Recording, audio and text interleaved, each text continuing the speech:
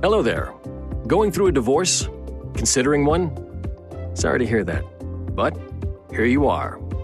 Welcome to Splitsville. You'll find Splitsville to be a pretty unique place, a new world really, with its own rules, its own expectations, and in many ways, its own language. But don't worry, you have a knowledgeable guide along the way, a family law attorney with 3 decades of experience under her belt. And now, here she is, your host and guide, Lee Sellers. Hi, everyone, and thanks for tuning in to another episode of Welcome to Splitsville. I'm your host and guide, Lee Sellers, founder of Touchstone Family Law.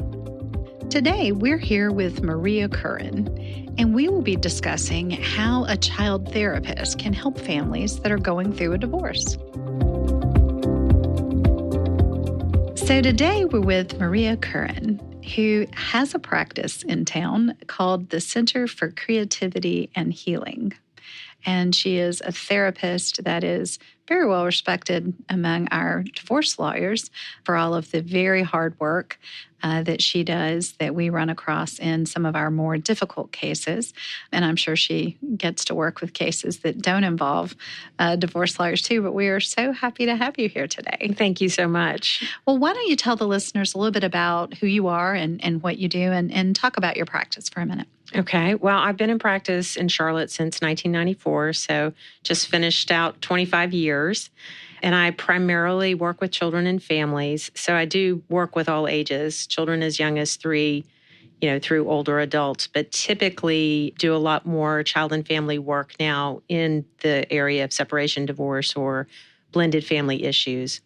I also work with, more mainstream anxiety, depression kinds of things, but there aren't as many therapists who specialize in the separation, divorce area. So those of us who do tend to get a fair amount of referrals. Exactly. And that's why the ones of us that practice just divorce law or law involving custody and children and family conflicts end up developing relationships with the good, as we call them, healthcare professionals out there, because it is important to have a well-versed and experienced healthcare professional when you have complex issues. I agree with that. And I also think it's important for therapists to be able to work well with the legal side of the picture. And to that end, in 2014 and 2015, I co-chaired some joint legal and mental health conferences at the Mecklenburg Bar around dealing with high conflict and complex family situations. I think I try to do my part on my end professionally to teach therapists how to interact with attorneys and how to try to partner with attorneys to help move families forward and help everybody adjust to the new family dynamic of living in 2 separate households. Which is challenging for the adults, let alone the children. It is. So let's start at the beginning. So you're a parent and you either are divorcing or sense that one's coming, and you have a question about, wow, I wonder if, I need to take my child to therapy. How does one answer that question? What are the options if you think your child needs therapy to help them cope with a divorce or separation? Well, sometimes parents will contact us with exactly that sort of question. It's really hard for me to be able to answer a question about a child I've never met or family dynamics that I've not observed myself. It's typically part of our process to complete an assessment, which includes meeting with both parents, sometimes together if the parents are co-parenting well enough to be able to do that. Sometimes they prefer separate intake processes, and we will accommodate that. Then we usually ask to meet with the child 3 to 5 times, or children, individually. Don't meet with siblings together unless the issue is between the children. And then we circle back around to the parents and give them feedback and sort of our overview. And that can range from, they're coping really well given the circumstances, but we've established a relationship. So if you hit a bump in the road at some point, give us a call. You can come back in and we'll just address things on an as-needed basis. So that's one scenario. Another scenario might be that, we think that your child is maybe struggling with the transition. Some children have a really difficult time with the back and the forth. And so it's helpful sometimes to do some, and we do play therapy and expressive arts therapy. We have animal-assisted therapy. We're a very child-friendly facility. And so children generally don't feel like it's a clinical, sterile place. Young children often think we live there because we have snacks, we have dogs, we have art, we have toys. They think they're coming to your house. They do. They absolutely do. And so, and that's great. We want them to feel comfortable and relaxed and at home. But if they are struggling, sometimes it's just helpful to have a neutral party who can be accepting of the child's feelings and where the child feels like they can say what they need to say or express. And sometimes that comes through play. Sometimes that comes through artwork or dramatic play, that sort of thing. Not going to react to whatever the child feels because, as a therapist, I'm not affected by it. And children can be very protective of their parents, and something I try to help parents understand. And so you can have a close relationship with your child, but if your child is worried, well, if I say that I'm sad and I already know that daddy's sad, I might make daddy sadder, and I don't want to do that. So I'm not going to tell him how I feel. So it can be, the withholding can be protective in some cases, in a lot of cases, actually. And so sometimes just, I guess, giving them a place for safe release can help them cope. Exactly. So that may be, another sort of feedback or assessment is I think it could be helpful to periodically have them come in and just sort of continue to monitor and check in with them. So that might look like once a month or every 6 weeks. Sometimes children are struggling more intensely with the separation. They have a lot of grief about the fact that their parents aren't together anymore. And that can vary. I mean, sometimes it's what they perceive as loss of relational time with each parent. Sometimes it's about having to move, having to change schools. Sometimes there's just too many changes too quickly. So in those cases, more intensive therapy, maybe weekly or biweekly, would be recommended until things settle down a little bit or the child feels better able to cope. I mean, what we know from the research is that most children, 75% of children, are pretty well adjusted within 1 to 2 years post-separation. There's that other 25% that still struggle, and we can talk about why that is. But most kids do have a period of time where it's difficult for them, just as it is for the parents. And so do you find that it's beneficial to work with the children alone, or do you incorporate the parents in with the therapy? How does it work when the family unit is changing, when they're no longer really one unit? That's a great question. I was trained way back in the dark ages in grad school to use more of an Adlerian approach. So I was trained that the parents are almost always going to be part of the process.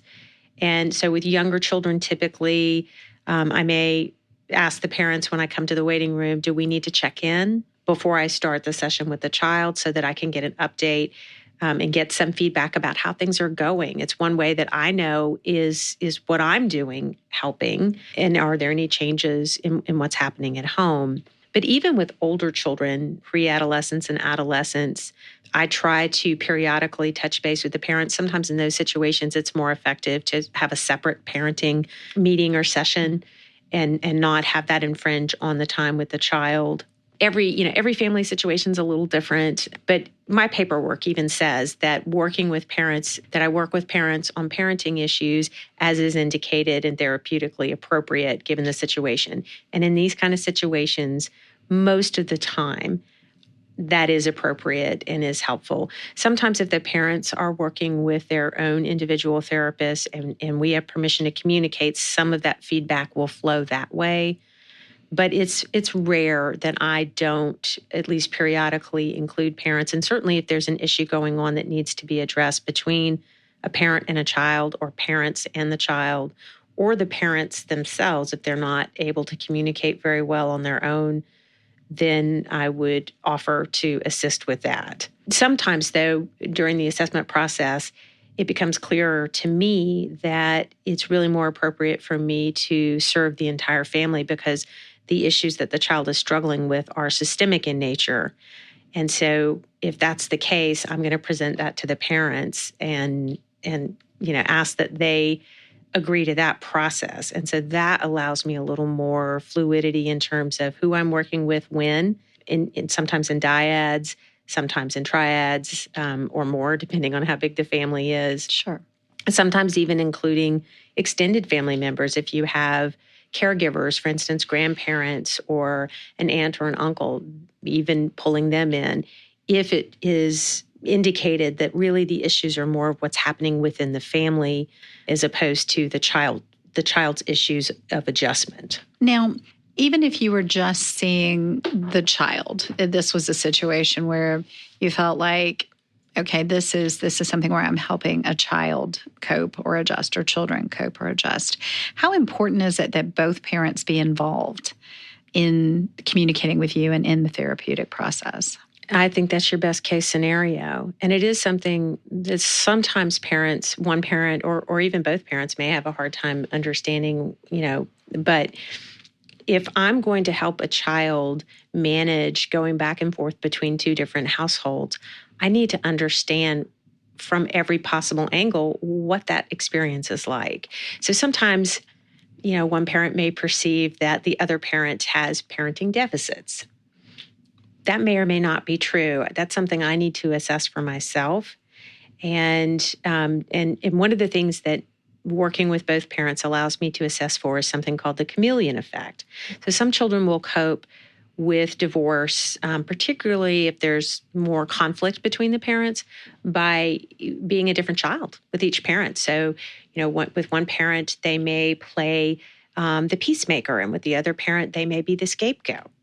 And so the parents see, different behavior from the child. And when that gets reported to the other parent, unfortunately, sometimes it actually increases the conflict, Yes. And so each parent thinks that the other parent is lying. Or that the child is lying. Correct. They both accuse the other parent that, no, they're just lying. And so, yes, and that just ramps the conflict up. Mm-hmm. So, but I have no way to assess that if I'm only working with one parent and the child, or if only one parent brings the child for sessions. So I generally ask parents to either alternate, or if that's not possible because of work restrictions, or if a parent's out of town and travels a lot, at least doing it periodically so that I have some sense of that relationship to compare to the other relationship. That makes sense. Now, this goes back to almost the beginning in the sense of, do you need both parents' permission to see a child or children? That is another great question. So if someone calls my office and says that they are interested in having me see their child, my office manager is going to go through a whole list of questions, one of which includes, do you have an order that dictates parenting time or custody?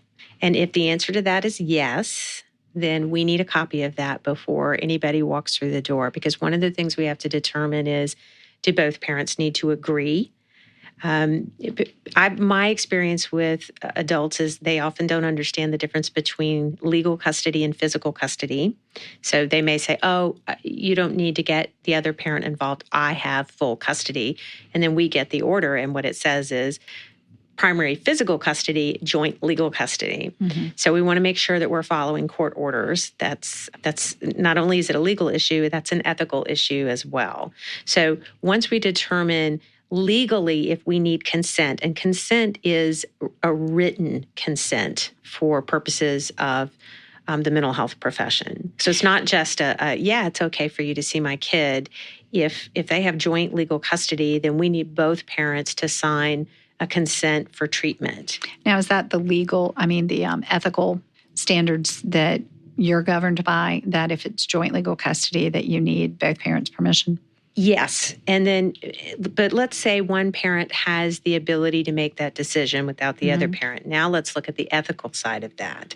So best practices dictate that we try to work with both parents or caregivers, regardless of the legal situation. So that's actually in our ethical guidelines, that if you are working with a minor, you make every attempt as appropriate, and of course there would be exceptions to that, to try to work with both parents. Now, that can look a lot of different ways. For instance, if there's a DVPO that gives one parent temporary, full legal and physical custody, that still doesn't mean that I don't have an obligation to reach out to the other parent and get their input and let them know, I'm going to be working with your child. I'd like to hear any concerns you have. You can ask me some questions about me, how I work with kids, what you can expect in terms of parent feedback or parenting assistance. So unless there's a document that says this parent cannot participate, should not have access to, which in my 25 years in the field, I think I've seen that once. Correct. So at the very least, I would expect to be communicating with that parent. Maybe it's on the phone, maybe it's via, email even, but that there is connection and communication and an opportunity for that parent to participate as is allowed within legal ramifications. Mm-hmm. And just in case listeners don't know, the DVPO is a domestic violence protective order.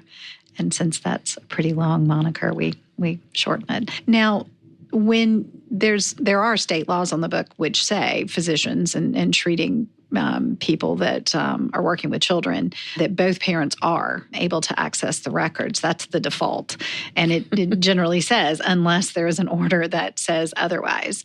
But there are times when therapists are making a call that they do not believe that ethically or professionally it is in the child's best interest for that child's records to be released to a parent, correct? Right. And so just to clarify, access to does not translate to you get a copy of. Correct. Again, legally and ethically, I am obligated, unless an order says otherwise, to share appropriate information. So one of the things I always do the first time I meet with a child, I have the parents also present initially, and we talk about why they're here, why you came to see me.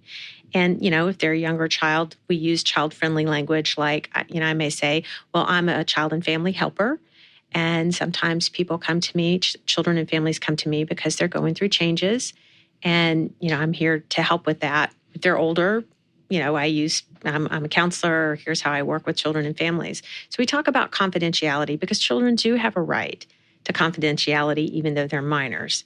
There are limits to that. So again, for smaller children, I explain it typically a little more broadly. If you share something with me, that means you may be in danger. I can't keep that between us. But other things I can keep between us. And if you're worried about something that you want to share, then we can talk about that. Because sometimes, in my experience, usually younger children, maybe they don't like a new step parent or they're struggling with the parenting time schedule, but they're worried that I'm going to tell the parent that and how that might, what the fallout from that might be. So I do try to reassure. With older kids, the confidentiality piece is key. If they feel like I'm going to tell mom and dad everything they say to me, why would they tell me anything? Because otherwise they'd be talking to mom and dad. So sometimes that can be tricky with parents because some parents feel like they should know everything. Well, no, you don't get to know everything. Mm-hmm. So I use the analogy of progress reports. You go to school every day. You have hundreds of assignments and activities.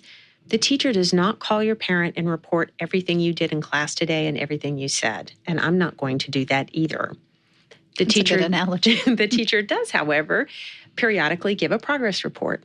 Here's what we're working on. This is the subject matter. Here's how your child is doing. So I tell them, your parents do have a right to know that we're working on your stress management skills. And they have a right to know that you are engaged or not engaged because they are your parents. And so that usually makes everybody happy. Everybody feels comfortable with that. In my experience, when people start asking for records, it's usually because they want to use them legally. Mm-hmm. They're either fishing, looking for something that they can, point out that the other parent's doing wrong, or just, some kind of evidence gathering. And that is not an appropriate use for mental health records. And so I have an ethical obligation if I believe that it's maybe harmful to my client, who in that case, what the case scenario we're talking about as a child, then I'm ethically bound to object to the release of that information. And then it becomes up to the judge to decide. Right. A court order would be the only thing that can override your discretion as the treating therapist. Correct. That you are not going to reveal the detailed content of the records of their child just because they asked. Yes. And typically I try to, assess. So if you're needing, I may offer a treatment summary, for instance. I have in the past, if there's been a guardian ad litem appointed, or if the Council for Children's Rights has a custody advocacy team working with that child, then I may offer to allow them to have a copy of the records and let them determine what access parents should get. If it's a court case. Correct. But if it's generally just parents who are seeking, like, I want the details of the records, they really do have to understand they're going to have to respect your guidance. Correct. And that's part of your role. That's right. And so, but typically, because I do periodically meet with parents, they are getting some information. They're having a chance to express their concerns. I can let them know, here's what we're working on. Here's where I think we still need to do some work. So they're not being shut out completely. And I would say 99% of the time, that's satisfactory for the parents. So it's really a smaller percentage. But and another option, we can allow, if we think it's appropriate, a parent to come in and actually go through the records with them, which again is still not the same thing as handing them a copy. My concern about giving copies, besides the fact that there's a privacy issue for the child involved and sometimes what the motivation is also that once I hand to somebody a copy of my records, I am no longer in control of them, and there's no way to determine if that information will be kept private. And I just think that that's important. Mm-hmm. Well, and when you're working with children in conflict or that are going through the conflict of their parents separating or divorcing, or there's a family change, I would think that one of the things you're working on giving the children the tool for is how to communicate those things and those feelings to their parents. Absolutely. And how to work through it. So probably part of your process is encouraging the children to open up and trust their caregivers or their parents with this information for their own good. Yes. I would say identifying and processing and then appropriate expression of feelings are pretty standard treatment goals that we have with kids. And my preference, if a child has concerns that I feel like a parent needs to know, is to have the parent join us and let's talk about this. It's really going to be okay. Sometimes I'll prep the parent ahead of time if I think they maybe need some coaching about how to respond to what they're going to hear. But yes, I'm constantly trying to model and encourage appropriate communication and dialogue between family members. That's my goal. My job is to work myself out of a job. Correct. Which is hopefully, I think what most of the parents are hoping when they bring the child is that there will be some resolution to the stressors or whatever concerns that they see the child having with it. They're looking for there to be an end date to it. Right. Yeah. So that's a perfect time for me to ask you, what are some of the more common challenges that you see children experiencing when their parents are going through a divorce or separation? And I realize it's unique for each child, but generally speaking, are there things that you just see repeatedly? Certainly. I think obviously just the change that inevitably comes with this process. At least one parent is going to move out of the home. So that means there's going to be a new home for the child to spend time in. And sometimes that home is very different than the one that they've, traditionally been in. So, if a child has lived in the same house all their life in a neighborhood where there are lots of children around and things that are easily accessible to them, and the other parent is in an apartment and they can't go outside unless the parent's with them, and there aren't other children around, that's a big difference for a child in terms of being in one household or the other. So some of the most common things are just general adjustment. This is a change. This is different.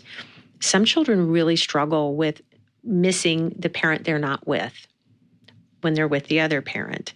And so one of the things that I encourage parents to look at really carefully is what's the right parenting time schedule for your children.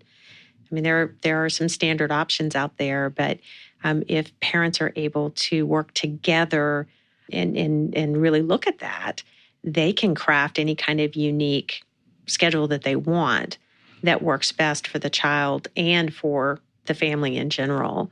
But that's another concern. I think fear of the unknown. What else is going to happen? What else is going to change? Sometimes parents make the mistake of telling the children they're going to separate way before it actually happens. And so then we have this period of tension and we know something's coming, but we don't have any details. And I really encourage parents, if they come see me before the fact, don't tell the children until you can answer some basic questions like, well, who's moving out? Where are they going?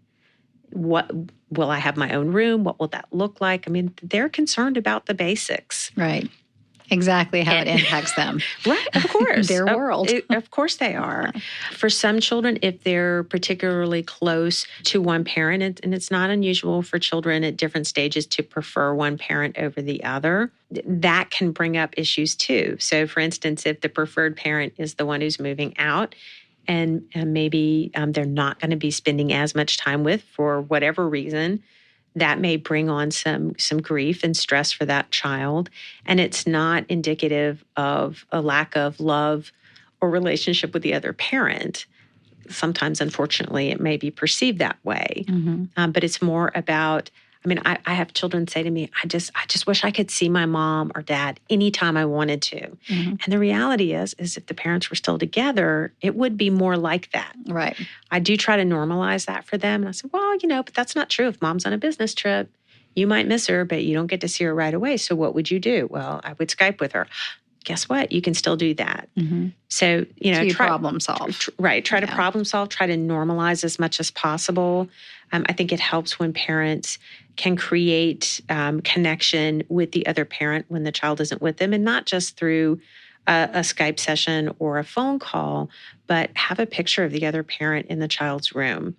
Try to create similar routines around bedtime and breakfast and those kinds of things to make it feel a little less jarring when they go from one home to the other home, because these are things, again, that children struggle with. Younger children don't have as good a sense of time. So I encourage parents to get a good old-fashioned paper calendar, put it on the refrigerator, and color code mom days and dad days, or mom days and mom days, depending, or dad days and dad days, depending on the situation. But help the child be able to check the schedule without always having to come to the parent to be able to see kind of when is the next transition, and preparing the child for the transition. It's helpful for the child to know, hey, in about an hour, mom, dad is going to be coming to pick you up. So you need to be winding up what you're doing, or we need to get your bag packed, or that sort of thing. So they can help with just preparing them for the back and the forth. And I think sometimes just listening and understanding that if the child is needing to vent their feelings, teaching parents to respond reflectively to that and not feel like they have to try to fix it or taking it personally, which are probably the two biggest mistakes I see that parents make in that situation. But just being able to say, yeah, this is really hard, isn't it? I know it kind of stinks sometimes that you're having a good time playing, with your friend Billy next door, and now it's time to transition to the other parent's house. And just being able to acknowledge that's not great. That's not fun. I don't like it, without needing to. Or we'll see if your dad will let you stay longer or your mom will let you stay longer. Again, the stepping in, looking for a solution. Correct, which in therapy we call rescuing. Right? You can't fix every situation. And so you can acknowledge that, yes, that's hard. I know when you're having a good time, it's hard to stop and go on to the next thing. But guess what? Billy will be here when you come back on Tuesday. And I can even talk to Billy's mom or dad and see if he can come over and play. So that kind of problem solving is okay.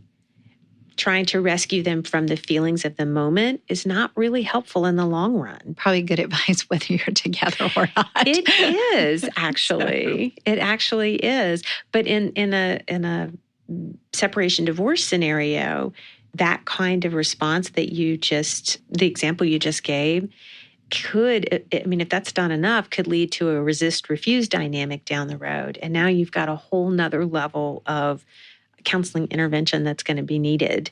So if you can respond more in a really more helpful way in terms of the big picture in the moment, you can circumvent more difficult problems on down the road. You mentioned this earlier, and I think this is an important topic to circle back to, which you talked about the protective nature of children, even very young children, about their parents and trying to protect them from bad feelings and what they take on. Let's talk about that a little bit more. From the counseling and the work that you do with children, what types of things do these children take on sometimes in divorces and separation that parents might be surprised that they've even zoned in on or are worried about? Sometimes the children become adultified, meaning that they take on adult worries. And sometimes that happens more organically because the child is more anxious, a worrier, if you will. So they're looking for things to worry about. Sometimes it happens because parents may overshare information or just not realize that, as the saying, big pictures or little pictures have big ears, something like that. and children will eavesdrop. I have kids tell me all the time that they overhear their parents talking. You know, well, mom and dad will tell me to go around the corner, but I don't. Or adolescents are known to read text messages, to read email. I have had kids literally hack into accounts because they want to know what's going on, and they feel anxious, and then they end up learning adult things that they don't need to know about and become worried about money. They may become worried about one parent's coping. If one parent seems to be struggling more than the other parent, they may be worried about other dynamics in the family and how that's playing out. And so then the next progression of that is they try to fix it in some way themselves, which in my experience just leads to more conflict because they don't know how to do it. And really they can't. And you talked a bit about the chameleon effect too. Is that like in response to high conflict cases only, or do you see that in just everyday type separations where a child starts becoming one child at one parent's care and another child in the others? I think it can develop in either scenario, but it is more likely to flourish long term when there's more conflict between the parents because the parents aren't talking to each other, or their communications are of a defensive nature, so they don't really listen to each other. They may talk, but it's more like talking at rather than talking with. And so, for instance, if you don't approach the situation with Susie said she really doesn't want to take ballet again this year. And the other parent immediately jumps to the defensive of, that's not true. She loves ballet. She tells me that all the time. You just don't want to pay for it. And now we're off and running and they're arguing. Instead of taking what I call a mindful approach is taking that principle of curiosity and saying, Susie said she doesn't want to take ballet again. I'm wondering what you're hearing about that. The other parent would say, well, she tells me she loves it. That's really curious. I wonder how come she's saying one thing to me and a different thing to you. I think the three of us should talk about this and let's see if we can figure out what's going on. And I do that with parents sometimes because I've had children tell me, yep, I did say that and I did say that. And then when I ask why, well, they don't want to hurt anybody's feelings. Right. They want to be agreeable. They want to go along to get along. And so that just has become their way of navigating a situation that for them feels a bit untenable or stressful. But if parents aren't having open communication where they're really listening as well as responding, it's more likely to flourish and again, just increases conflict. Well, from where I sit, I'm obviously a big fan of parents gathering whatever tools and resources they can to help their children and themselves navigate this divide. But let's talk a little bit about the types of therapists or professionals that are out there that work with children and families and the differences between their licenses or their credentials or their experience. And so what types of things would help a parent identify the best helper they can find, regardless of their circumstances? Okay. Yeah, that's a great question too. So one of the confusions that some people have is the difference between a psychiatrist and a psychologist. A psychiatrist is an MD.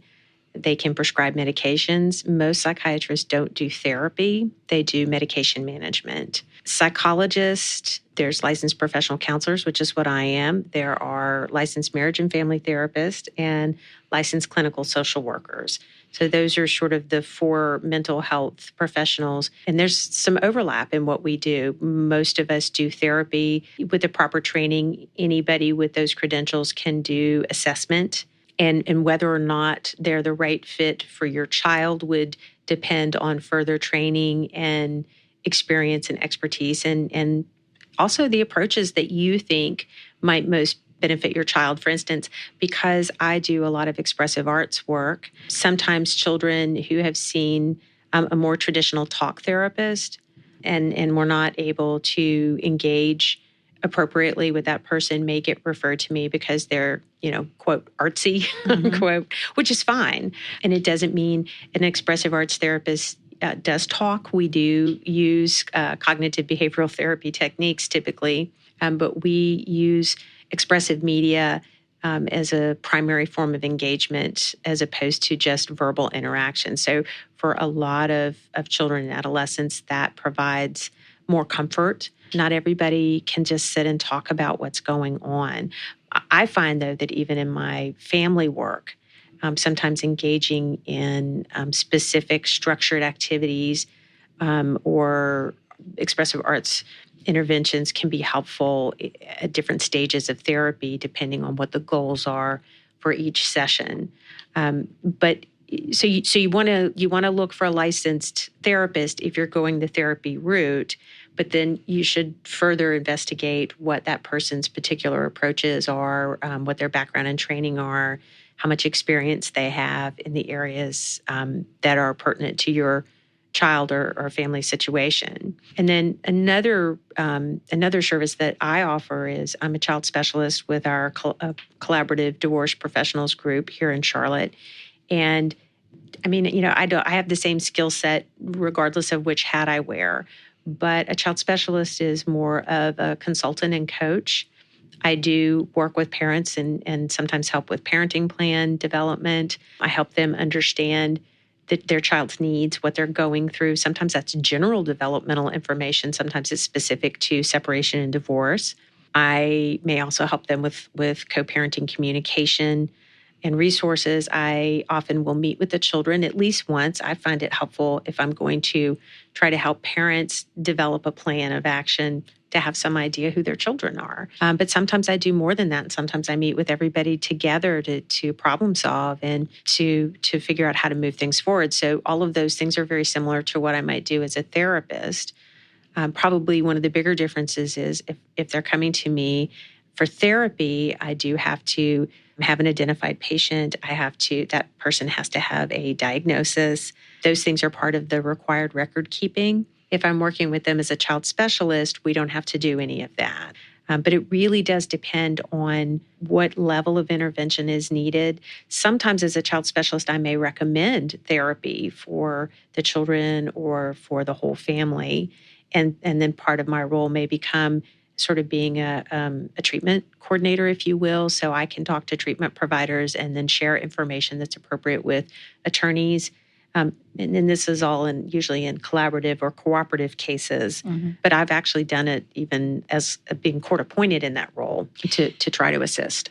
One thing I know particularly is you work with younger children.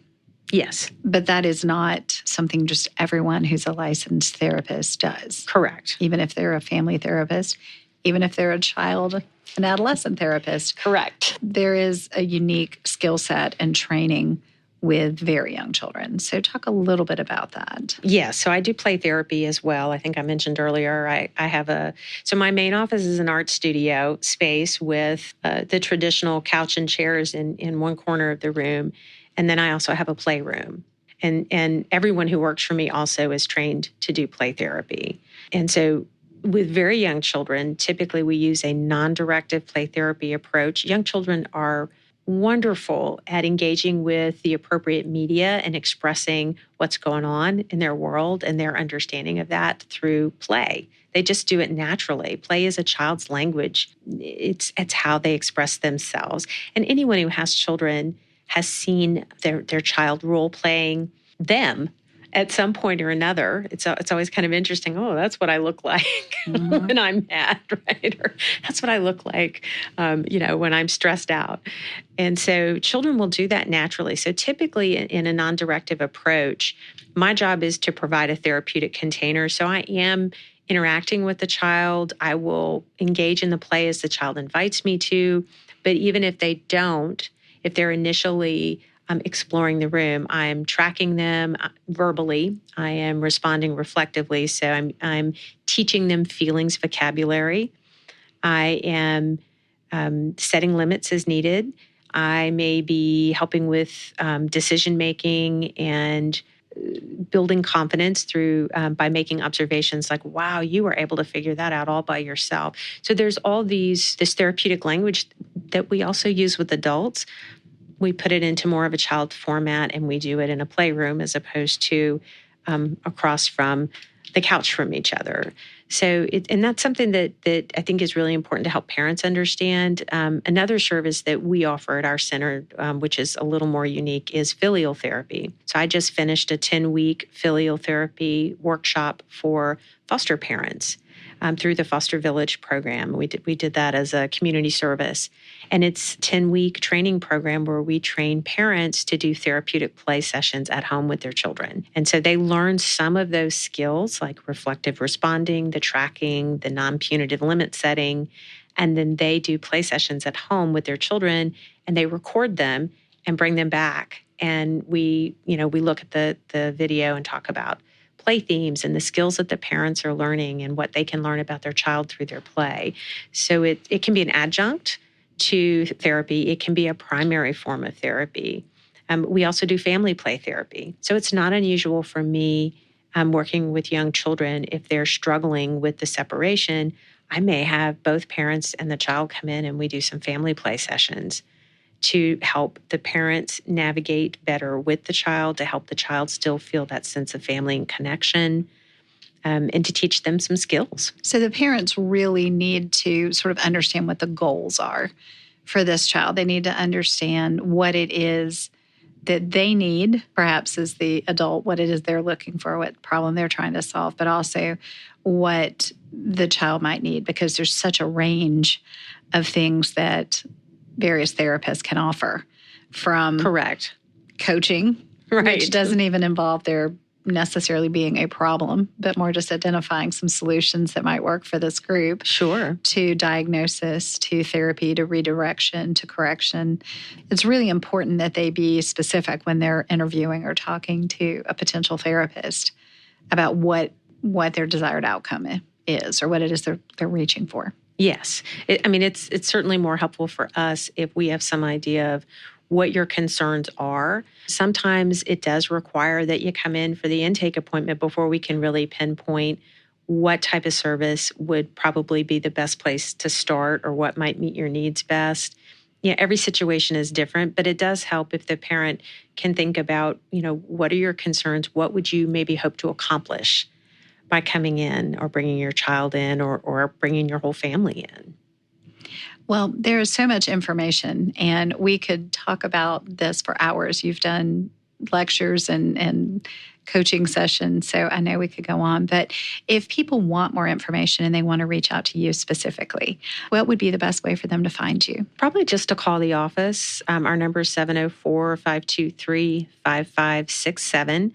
If you press extension 5, you'll get the office manager, and that's a much quicker route to go than leaving me a voicemail. I'm usually with people during the day, so I don't have a lot of time to return calls. You can also go to our website. It's the Center for Creativity and Healing.com.